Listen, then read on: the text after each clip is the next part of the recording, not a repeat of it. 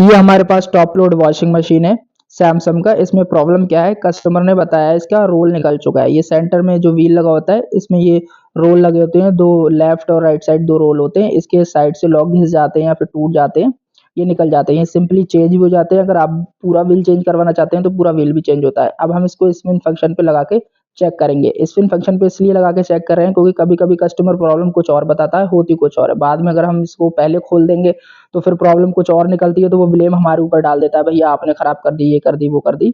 तो फालतू के सवाल चेक ही कर लेते हैं।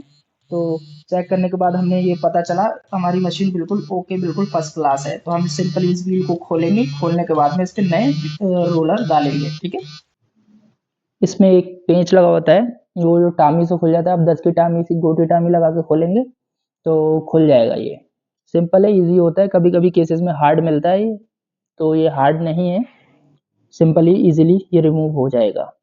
ये देखिए कुछ इस टाइप का होता है ये। अब मैं इसको हिला के थोड़ा व्हील को निकाल लूंगा। ये हिला के ही निकलता है, एकदम नहीं निकलता है।